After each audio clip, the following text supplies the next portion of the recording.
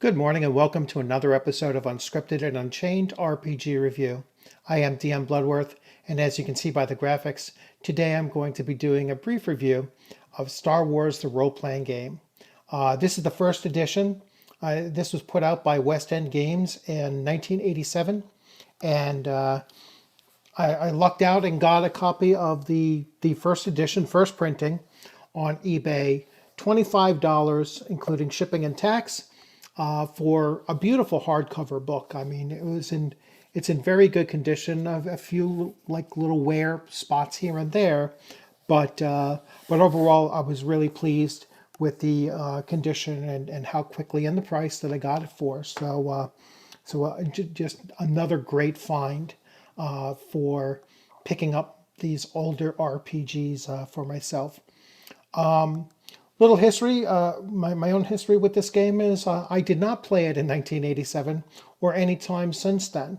This is really my first time taking a look at it. Around 1987, I was probably entering my second year of college, and my gaming group that I had from age 10 or 11 on through to graduation from high school in 85, we kind of went our separate ways. One went into the Navy. The other two were in college. I was in college, and we just drifted away. And so my, 87 or so was around the last time that I was playing tabletop RPGs. And I was strictly playing, whether it be PlayStation, if it was out then, but video games and in between, doing college work. So I just didn't get around to, seeing this beforehand. I wanted to take a look at it because I hear nothing but good reviews about this game system. And I haven't heard anyone actually claim that any other Star Wars RPG since then did as well as this did, or handled the work as well as this one does. So I wanted to get a hold of it and take a look at it. So I'm going to jump right in and we'll do a page through. So here we have it, and I just wanted to focus on a few things, and I'll wait for the glare to clear away. So there's some really nice pages in here. These are, glossy photo pages, and, really, really nice, a nice touch that they have. And I really like the layout of the book itself. I mean, just the way everything is organized, and how clear it is, even though it is jam-packed with information. The lettering is so dark and crisp, and it's just really, really nice construction. And the condition that this book is in is phenomenal. I'd actually said it's probably near mint, at least interior wise, certainly near mint. Actually, I'd say the whole book is really, really good condition. So what I wanted to do is I tabbed to a few things here, and the first thing, obviously, that you always want to take a look at is character creation. And it has 24 different character templates, which basically is 24 different character types that you can have, which is actually quite a lot compared to the games that were out back in the early to mid 1980s. So a lot of flexibility there. And they go on and they spend a couple pages here, talking about character creation.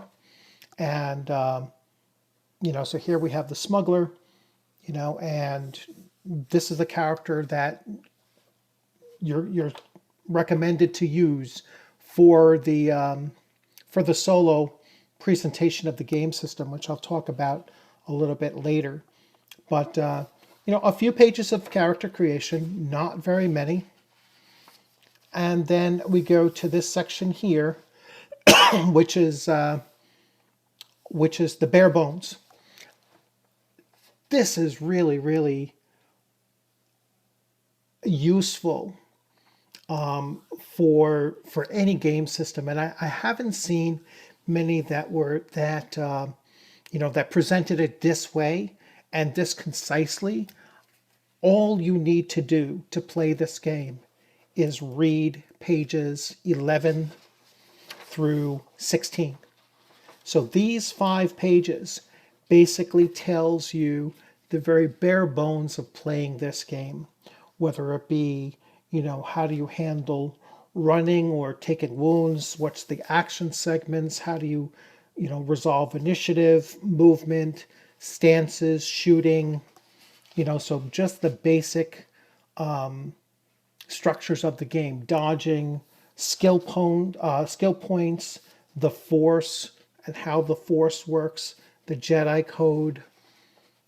So in those page 11 to page 16, you have everything that you really need to know before actually playing the game. All right. Then they go into a solitaire adventure. So this is for the GM to actually sit down and say, okay, now I know the basic rules. Let me run that pre-generated character through this solo scenario here. And so he or she sits down and they just go through and see how the system works. And it's a few pages long. And we finally come to the end of that section.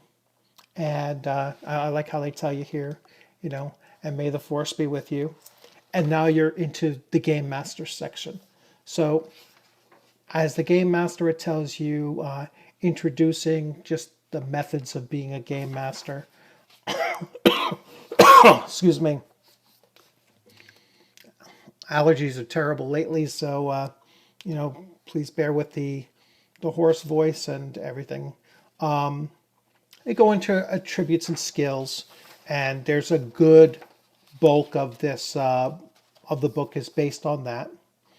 Some more of these color pages, full color pages, with photography from the movies and laminated finish. I mean, just stuff is just beautiful inside this book.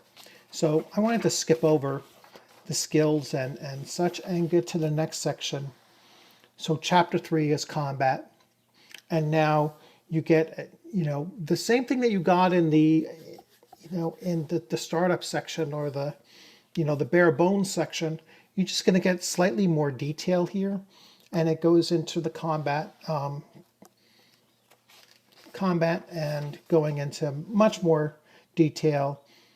So you're getting grenades and thermal detonators and damage was over earlier, in the other section earlier as well. But all the same, just another 3 or 4 pages of that. We get into wounds and healing in chapter 4 and a whole section on just wounds and healing. And they talk about, I skipped over. They do have ship combat. And so there's a whole section on ship combat as well. Now we go here to chapter 6. And so chapter 6 deals with just the force and how that system works within the game and keeping your power up, rules for lightsabers, controlling your powers. Some more of those color photographs on the inside.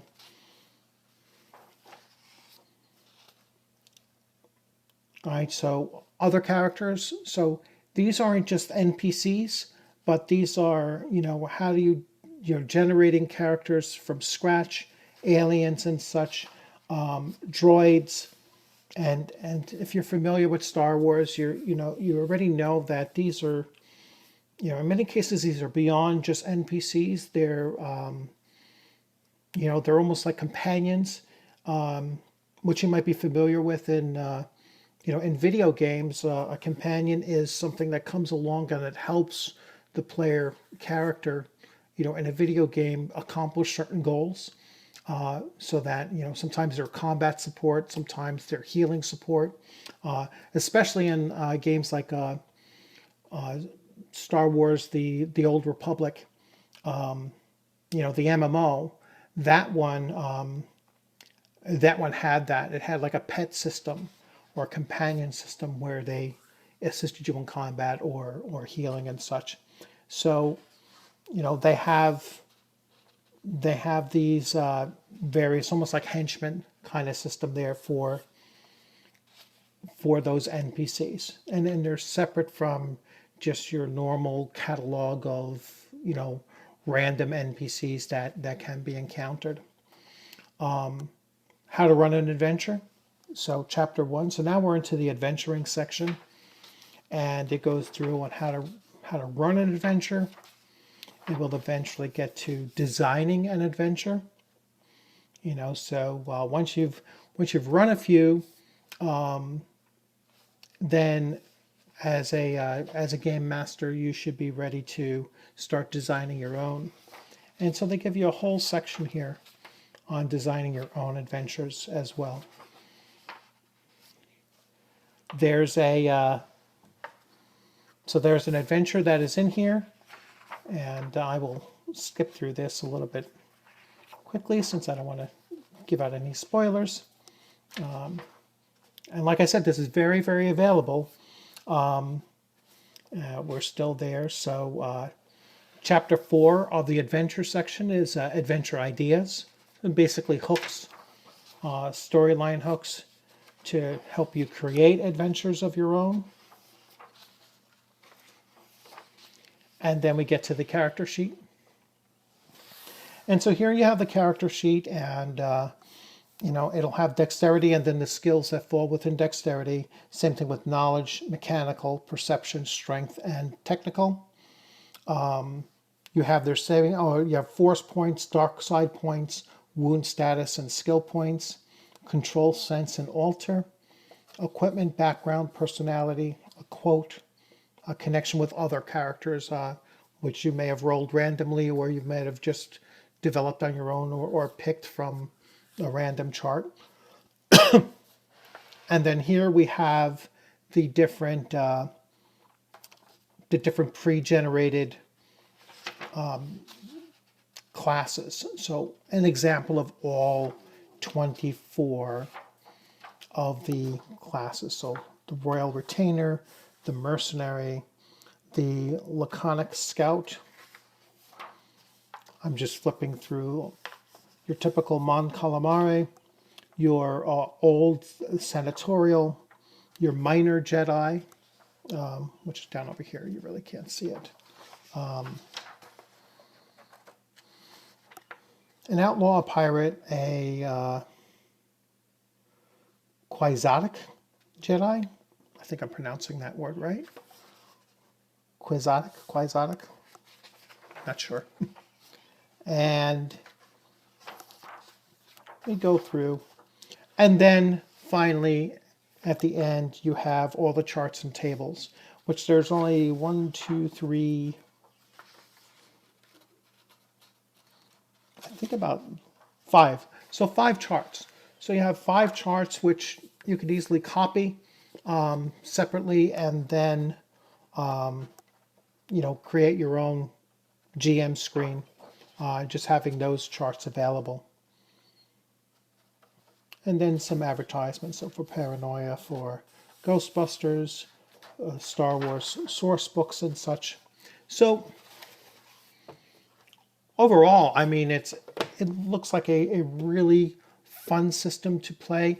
It's very true to the Star Wars lore, and I want to show you, something that I think will really prove that point. So I'm going to switch here. So if you go to StarWarsTimeline.net under West End Games, their official website, you can see here that everything you can get as free digital source books and supplements. So you can get everything that I just showed you for free. So you can go in here, and if I wanted to take a look at the source book, you have the Imperial source book. You have the Rebel Alliance source book, both, you know, first edition here. Then the Han Solo and corporate sector source book, and so on and so on. They have the second edition. They have the combined second edition. They have Heir to the Empire source book. And this, when I came across this, I got really excited because Heir to the Empire is the Timothy Zahn novels. And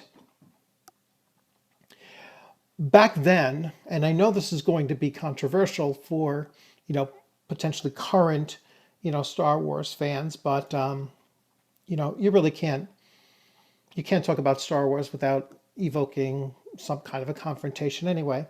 But they literally have everything here from the original 3 movies and then all of the books.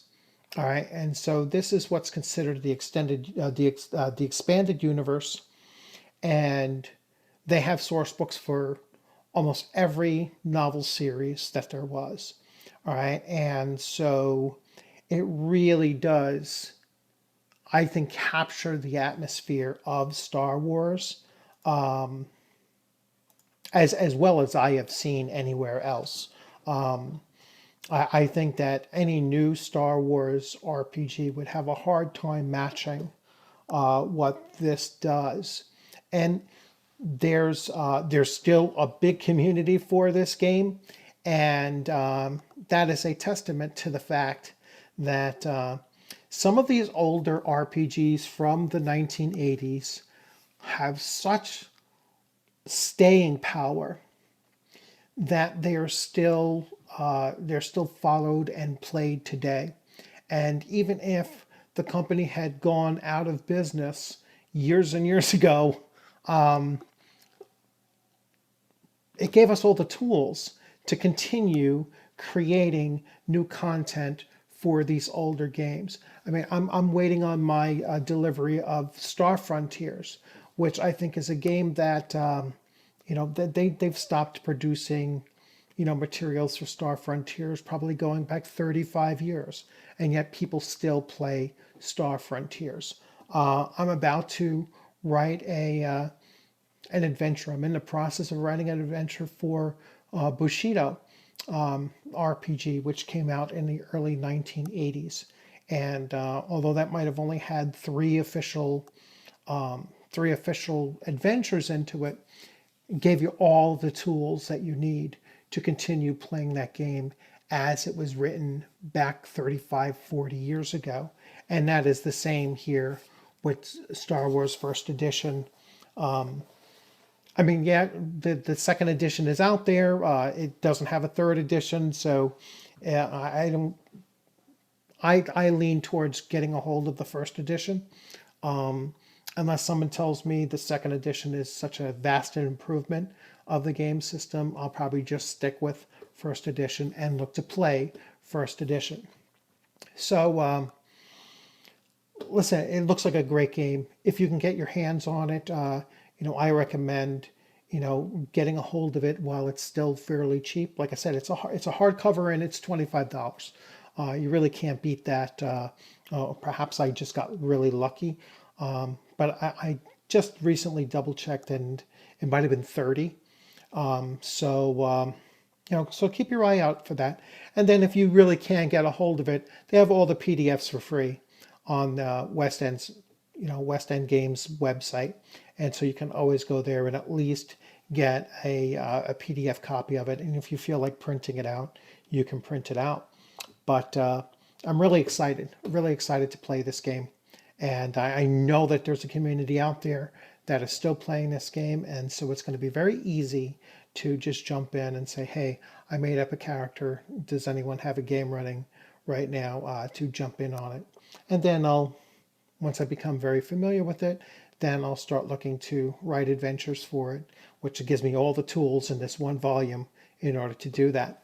So I hope you enjoyed this video. If you liked it, please give it a thumbs up. If you haven't subscribed, please consider doing so. The channel keeps on growing and bringing in more and more people. And the more ideas of games that you give me to take a look at is just opens my eyes to other things out there. And then if I get a hold of them, I will put them up here and spread the word about these games. And I look forward to seeing you on the gaming screen sometime very soon. There's a gaming convention coming up this weekend. That's Saturday, Sunday, and Monday. So May 23rd, 24th, and 25th. It's the Con of Champions. So you can find that online as well. I'm running two BECME games. One Keep on the Borderlands, and the other one my homebrewed game. I think Keep on the Borderlands is already full, but I do have on a Sunday game a homebrew BECME campaign starter, basically, and that's open. So there's slots in there if you're looking to join a game. So once again, be safe out there. I look forward to seeing you on the gaming screen sometime soon. You'll have a great remainder of the week and a good weekend coming on up. Take care.